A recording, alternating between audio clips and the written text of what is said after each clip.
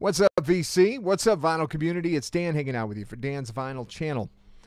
If you guys are clicking on this and you're like, I thought he already did this video. I did, and yeah, there's some technical problems, and I lost it. And we're going to have to reshoot and just redo it again. Sometimes you just got to go back to the drawing board. But anyway, I hope that your guys' weekend is going great. So we're heading into Sunday afternoon. We actually got some nice weather here in Missouri, so it's quite beautiful outside.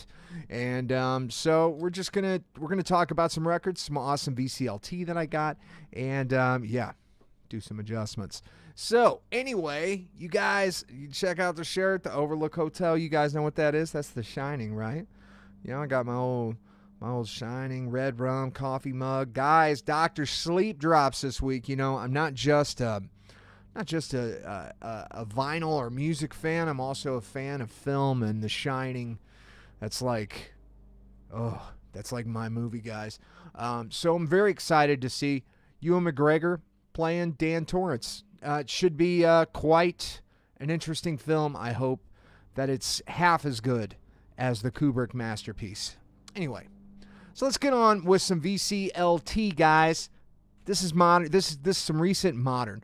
This is some recent vinyl finds, as well as some VCLT that I got. And I'm going to start off with some VCLT, and this is a very important piece of VCLT for me, and it's my first, and it's from a dear friend of mine in the vinyl community. His name is Brian. You want to check his channel out, Brian's Vinyl Records, and he sent me one of the most important 80s metal records, Quiet Riot's Metal Health. Now, I've been looking for this album since I started recollecting vinyl, since about, I don't know, 2013 or so.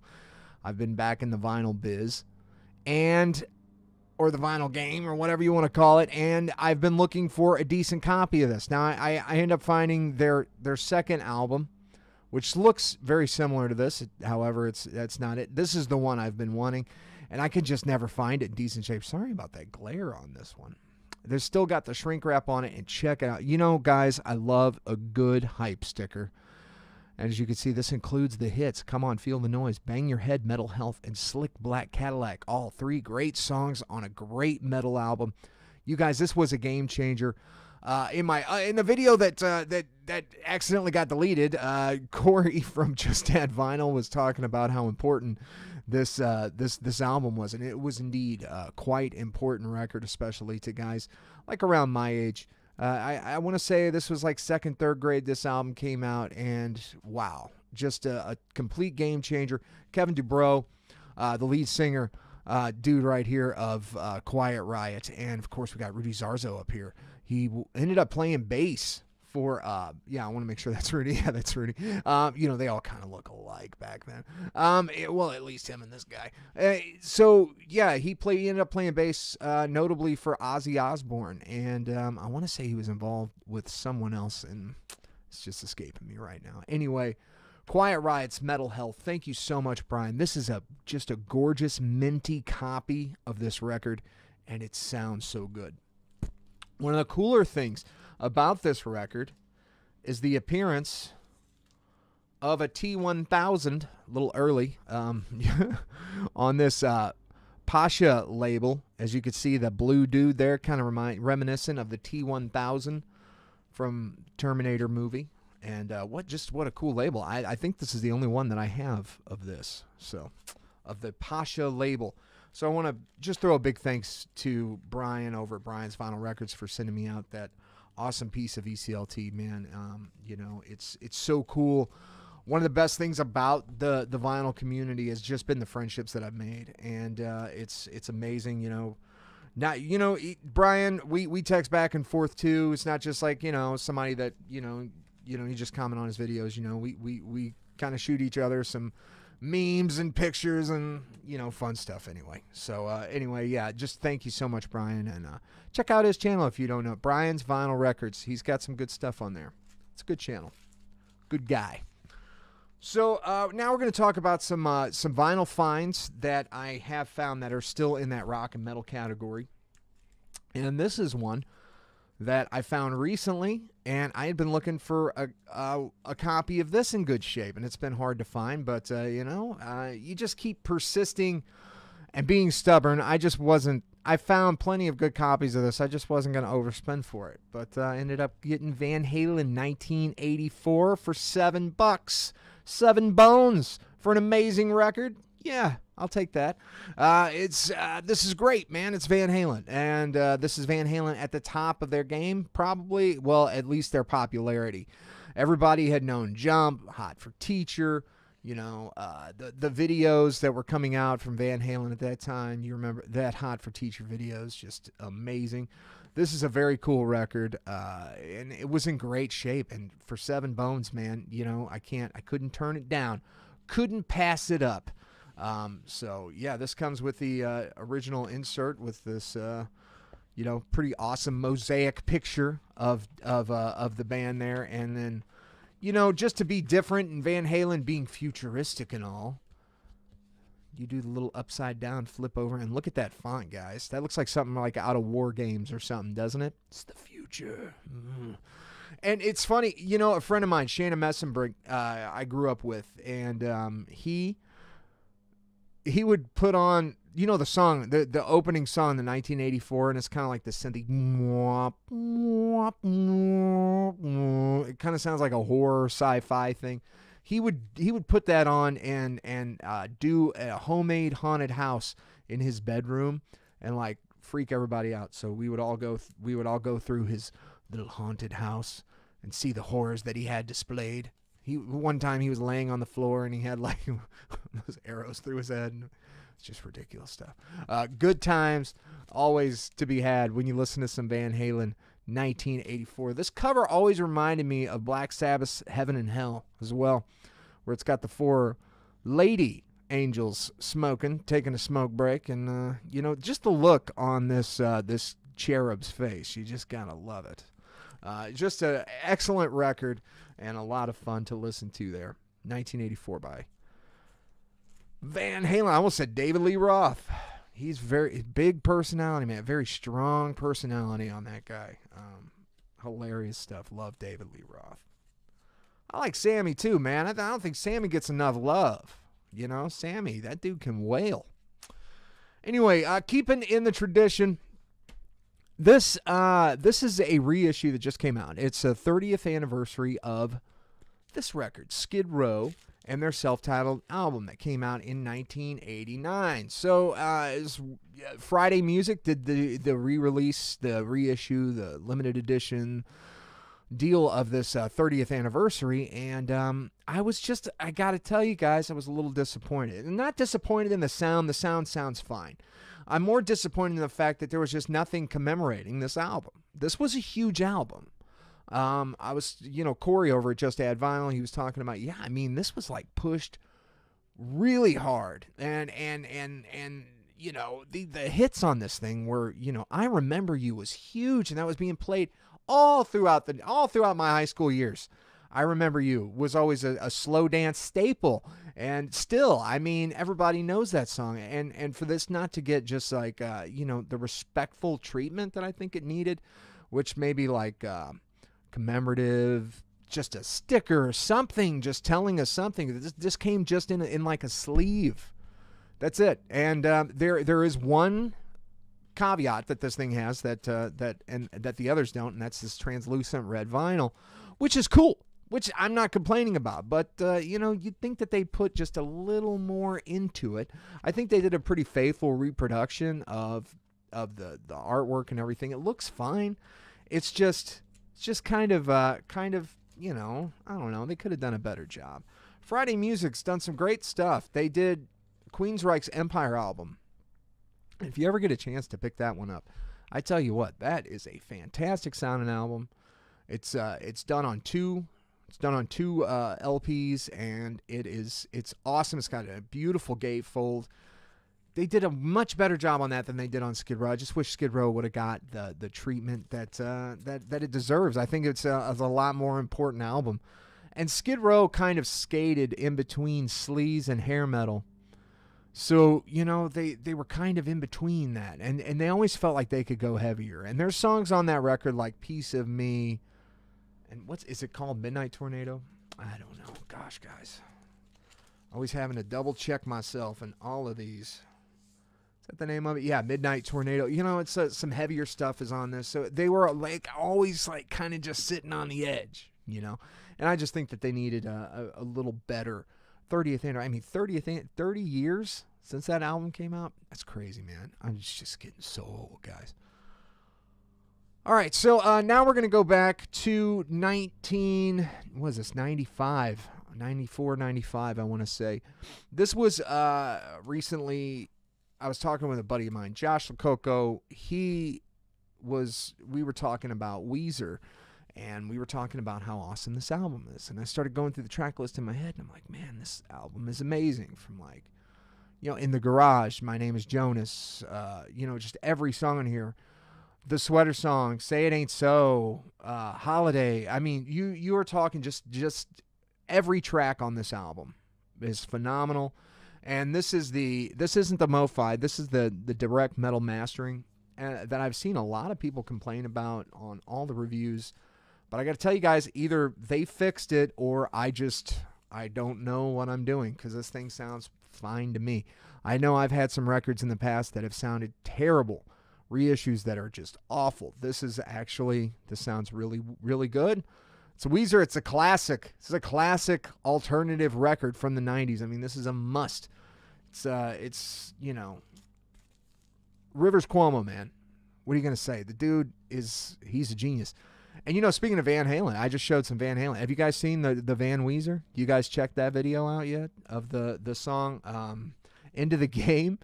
I am very, very excited about the new Weezer record, because it looks like they're going back to some roots, guys. And yeah, it's like some finger tapping and some flying V's involved. You guys check it out if you get a chance. Van Weezer, their new album coming out next year. Looking forward to that one. And our last of the kind of rock, metal, alternative, whatever you want to call it. And this is definitely leaning on the heavy side. I would call this kind of a proggy alt metal group. You guys know who this is. It's Tool. It's Opiate. I've been seeing this record for the last few years. It's been $7 on Amazon. I just finally, when I ordered the Weezer, I was like, I'm just going to go ahead and just pull the trigger on this, because, you know, at some point this probably will go out of print, and I'll be like, you know, and then it'll be like $50, and I'm not going to spend $50 on it. So, although it probably would be worth it. It's a great EP. The Opiate EP. There's something about early Tool, guys. I can't really explain it. Their first two efforts, which was Opiate, this one, and Undertow, they had a different bass player. And I am going to look this guy's name up, because that first Tool bass player was really amazing. Let me see here. First Tool bassist. What was this guy's? Paul D'Amour. All right. So, all right. There was something about his playing style that really just came through on the early Tool stuff, on Undertow, on Opiate, that gave that sound just a weird, almost scary sound. It was just like front and center, bass. Sounded great. Paul D'Amour. Now, I'm a Tool fan, so I love Justin Chancellor as well. I mean, Justin Chancellor he's part of the Tool sound, but he's part of the new Tool sound. You guys know what I'm saying? Something about Paul D'Amour's bass on these albums, they can't be beat. It can't be beat. I mean, it's a different band without him. So he was a, you know, my favorite two Tool records, Opiate and Undertow, and also probably, gosh, I love all the Tool albums. I haven't really listened to Fear Inoculum yet. I haven't got, you know, I've seen the reviews. A lot of people aren't satisfied with it, but I'm a Tool fan. I like what they do. I would love to see them live, but something about those early Tool records, they just got this kind of scary horror kind of sound with that bass. I just can't. I think he played like a Rickenbacker or something. Anyway, so that'll do it for like the rock and the metal and that kind of stuff. And I just really want to thank Brian's Vinyl Records. Brian over there for sending me that beautiful copy of Metal Health, dude. I really appreciate that. Thank you so much. All right, so now we're going to get into some new romantic stuff, some art pop, some synth pop. So just fair warning, guys. If you want to hang out, that's great. So we're going to talk about more. I've been getting into David Sylvian, and if you guys don't know who David Sylvian is, I didn't know who David Sylvian was until I went to Boulder, and Andy at Albums on the Hill was listening to David Sylvian record, and it was him, and I want to say it was Robert Fripp maybe, or no, it was Holger Zuke, the guy from Cannes.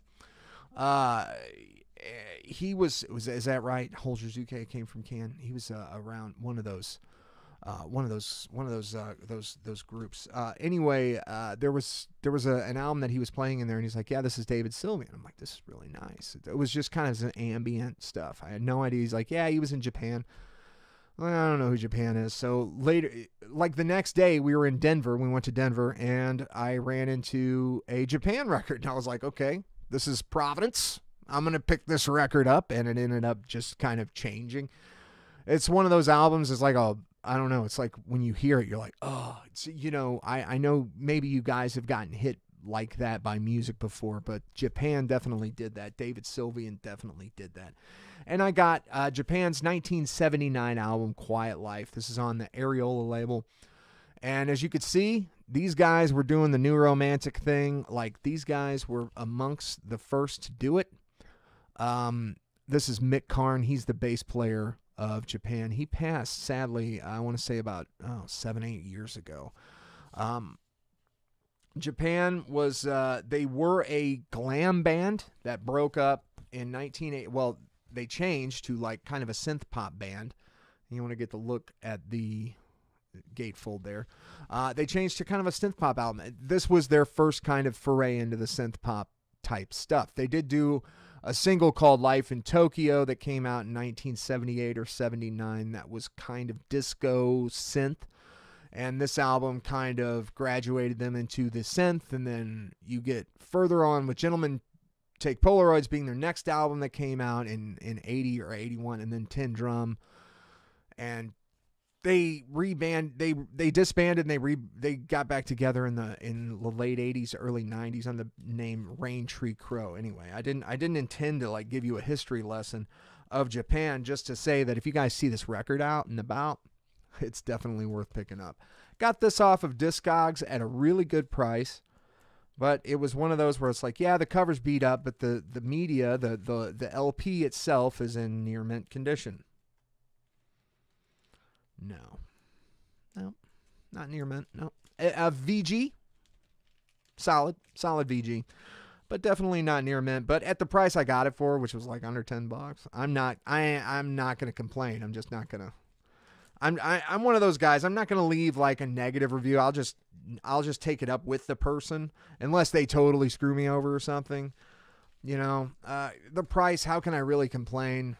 Japan's Quiet Life, and it still sounds good. There's no skips or anything on it. It's got some crackle. That's all right. Staying on Japan, David Sylvian, I have to show you guys because I just have to talk about this stuff. This is amazing stuff. This is David Sylvian's one of his this may be his first solo record called Brilliant Trees. And this came out, I want to say, 1984. Yes, it was 1984 this came out. There's David Sylvian himself. Just an amazing record. Some great artwork inside on these, on the inner sleeve here. Some just cool stuff. I just love all the artwork. Got a great deal on this record. And this is Brilliant Trees. There's songs on here like Pulling Punches, kind of in that Japan art pop sound. And then you get into stuff like Ink in the Well, and he really just kind of hones the skills post Japan and works with Holger Zuke and Robert Fripp from King Crimson. So, and he did a few albums, and then he did this one. I found this one as well. and this is David Sylvian's Gone to Earth. This is a beautiful. It's in beautiful condition. It's a nice gatefold here, as you guys can see. Very cool artwork. I always thought this kind of was reminiscent of like an astronaut there. Kind of looked like an astronaut to me. You know, when you flip it upside down, and then, you know, I don't know. I don't know if that was the idea. The name of the album is Gone to Earth. So, but this is actually the orientation it's supposed to be in.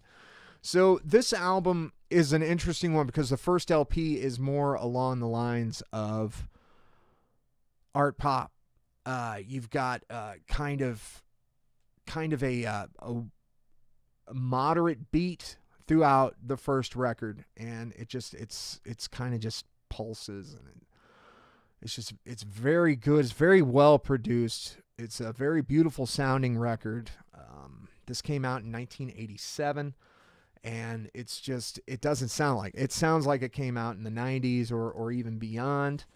Robert Fripp plays guitar on this, guy from King Crimson, and I mean it rocks, man. This is just some fantastic stuff. And the second record on here, the second LP, is more along the lines of like some ambience. It's a really pretty record. So if you guys get a chance, check out David Sylvian. If you don't know who David Sylvian is, pull it up. You know, Apple Music, Spotify, you know, Amazon Unlimited, whatever streaming service, or even YouTube, whatever, guys. Check out David Sylvian, because if you haven't checked out David Sylvian, you're missing out if you like that kind of stuff at all. If you're into talk, if you're into new wave, if you're into art pop, stuff like that, definitely check it out. And even prog, if you're into prog, because there's definite prog elements going on in Japan and his solo stuff. So anyway, I just got one more record to show. It's not an expensive record. It's not anything even that big of a deal. It was just kind of cool because I found it in a charity shop for $1 the other day. And it was actually on my list of records that I've been on the lookout for. I haven't seen this one in the shops in a while, and the last time I did, I didn't buy it, and then I regretted it ever since, and I've been looking for it. But that's the Thompson Twins, Into the Gap. It's not a, you know, this has Hold Me Now on it. This has Doctor Doctor on it. So this has your Thompson Twin hits, so to speak, on there. And, you know, Thompson Twins are fun. They're not unlike this album cover. They're a very colorful band. They do a lot of different things. And, you know, some of it, yeah, it's a bit dated. But it's like a good dated, you know? It's like, you know, it's like, look at that sweatshirt that they, look at their clothing. I mean, it's just very colorful. This is an album that very much speaks for its time, which I want to say is like around early 80s. I want to say 83, 84. 85 at the latest this thing had to have come out. So, you know, it just kind of speaks for that time. You know, we all remember these bright colors of the 80s, and you know, this is a colorful album, you know, and it sounds good. It's a well-produced album and everything, and there's some good hits on there. So anyway, guys, thank you so much. What I want to do is I want to do some shout outs, because I haven't had a chance to really be on Facebook. I haven't had a chance to, and I haven't done that either. I haven't had a chance really to be on YouTube and watch videos. I've been having to, you know, like do things to where I don't have to watch the video, where I could just listen. So I've been listening to a lot of podcasts and stuff like that, and went down some rabbit holes on YouTube. But, you know, I've missed a lot of people's videos, and I just want to give some shout outs, man. Daz, Jimmy the Saint, Daz, dude, I'm loving your Friday Vinyl Factoids. I haven't got a chance to watch yours yet, but I definitely am going to check that one out. I've been really enjoying those. Some good stuff. Of course, my buddy, you know, Brian from Cosmic Vinyl, he did a couple of videos from the Cosmic Realm. I was so excited. So that was very awesome. Brendan Van D, my homie from Down Under, man. You know, dude, thank you so much for your support. You know, Dolphin Dale, he's cool. He's great. He's got a great channel. Steve Bender, the Zonk Man. Randall Weaver, Randy, your videos, man, I always feel like I come away like learning things from your videos, man. I really enjoy it. And I wish I had time to go see as many shows as you get to go see, man. I'm really jealous. Also, Ron Haggerty, my dude down in Florida. Thank you so much, man, for keep watching it. Vinyl New Wave, man, I've been digging your stuff too, man. I just I haven't had a chance to just watch your newer stuff, but also who else we got here? Corey at Just Have Vinyl, dude. Thanks so much for all your continued support. Eric Weinbender, dude, you the man, you know it. Tony, Tainted Lord 87, of course, Brian's Vinyl Records. Tim, DJ High Noon, Classic Jam. This is a newer channel to me. It's not a newer channel by any stretch of the imagination, but wow, I mean, from what I've seen, just some great stuff. Also, want to throw out, who else? Andy Cloudy Milder, man. So thank you so much. Beth over at B-Sides, thanks for your continued support. Karabi Crew. Jay, thank you so much, man, for the support. Mr. Finglish at Bad English Rex. Jeff over at Various Vinyl.